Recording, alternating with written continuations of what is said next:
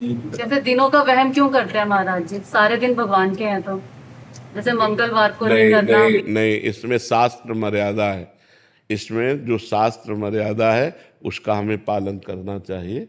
जैसे संध्या के समय मैथुन नहीं करना, भोजन नहीं करना, शयन नहीं करना, उस समय जप करना, भगवान का ध्यान करना। तो शास्त्र जो आज्ञा करता है, हम अगर उसका पालन करेंगे तो हमारी उन्नति होगी। अब जैसे गुरुवार के दिन किसी भी स्थिति में बाल नहीं कटाना, द्वादशी के दिन किसी भी स्थिति में तुलसी जी को नहीं छूना। तो जो शास्त्र मर्यादा बनाई गई, अब उसमें हम क्यों नहीं कह सकते? क्योंकि ये ब्रह्म ऋषियों के द्वारा बनाई हुई मर्यादा है।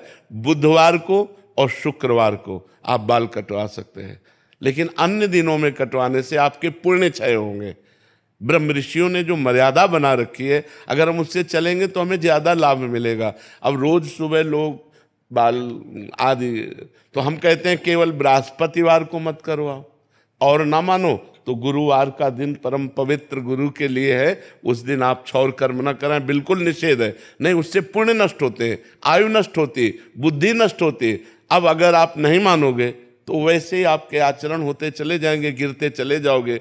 देखो, आप सब लोग यहाँ क्या देखने आए हो, हम आपको बता रहे हैं। आप यहाँ क्यों आए हो, हम दो बातें आपसे रखते हैं। आप क्या देखने आए हो और आप यहाँ क्यों आए हो? तो आप यहाँ देखने आए हो साधुता, भगवान के भक्त का दर्शन जो शास्त्र के अनुसार चलता है। आप आए हो अध्यात्म को पाने के लिए, आप आए हो सुख शांति के लिए। आए हो कि नहीं? अगर हम धर्म से ना चलते हो तो आप हमारे दर्शन करने आओगे क्या? हम भी तो एक मनुष्य हैं, हम भी तो आप जैसे ही हैं। अगर हमारे अंदर अध्यात्म ना हो तो आप क्या सुनने आए हो? तो आप सोचो, उन्हीं ब्रह्म ऋषियों ने ये मर्यादा रखी। वैसे ही जब हम चलते तो हमारे अंदर तेज, हमारे अंदर शांति, हमारे वचनों का प्रभाव, हमारे दर्शन मात्र से तुम्हें सुख मिलेगा। तो क्या वो आप नहीं बन सकते? आप विचार करो। तो जो शास्त्रों में लिखा है उस पे हम क्यों में नहीं लगाते, उसका हम आचरण करते हैं। जैसे डॉक्टर कहता है कि आपको ये नहीं खाना, ये नहीं खाना, ये नहीं, तो हम उनसे क्यों बोलते हैं क्या? दही नहीं खाना। अरे भाई, दही तो बहुत अच्छी चीज है, क्यों नहीं खाना? क्योंकि तुम्हारा रोग बढ़ जाएगा। जब तुम ठीक हो जाओगे तब तुम सब कुछ कर सकते हो, लेकिन जब तक ठीक नहीं होते तब तक तुम्हें दही नहीं खाना, ऐसा मना किया जाता है ना। जब तक हमारा ज्ञान नष्ट नहीं हो जाता तब तक ये सब बातें, और ज्ञान नष्ट हो गया तो फिर कोई नियम नहीं, फिर वो सबके ऊपर पहुंच जाता है। जब स्वस्थ हो गया तो खूब दही खाओ, क्या परेशानी है?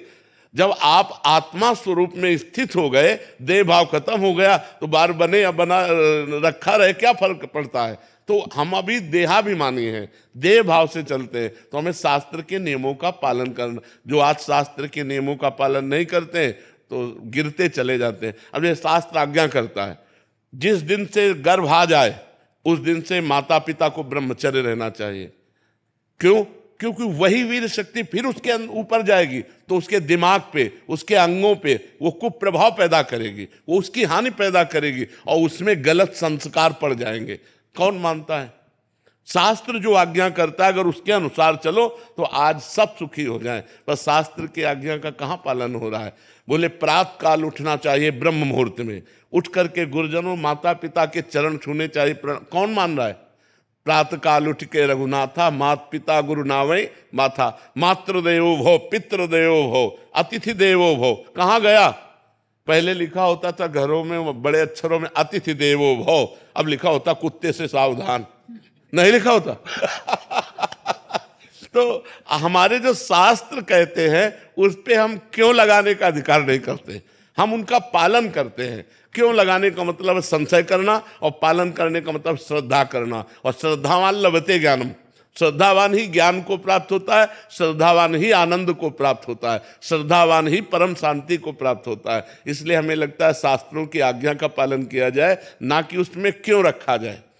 बस समझना है, हर भाव को समझना है। शास्त्र मर्यादा है। जैसे देखो, कहते हैं हम सब एक हैं, हम भी कहते हैं सब एक हैं। अब एक पिता के दो पुत्र हैं, एक बड़ा एक छोटा है।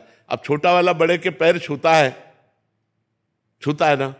अब ये मर्यादा है, शास्त्र मर्यादा है।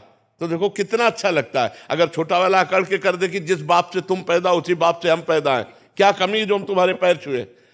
उद्दंडता कही जाएगी कि नहीं कही जाएगी? और जब भैया कह के पैर छूता है तो हाथ, तो ये जो हमारी एक मर्यादा बनी हुई है, जो हमारे शास्त्र आज्ञा बनी हुई है, उसका पालन करने से हमें आनंद मिलता है, हमें शांति मिलती है, हमारी उन्नति होती है। और जब हम शास्त्र की आज्ञा का उल्लंघन करते हैं तो अशांति होती है, क्लेश होता है और हम अवनति को प्राप्त होते हैं। इसलिए हमें लगता है जो शास्त्रों में लिखा है उसका अक्षरशः पालन करना चाहिए।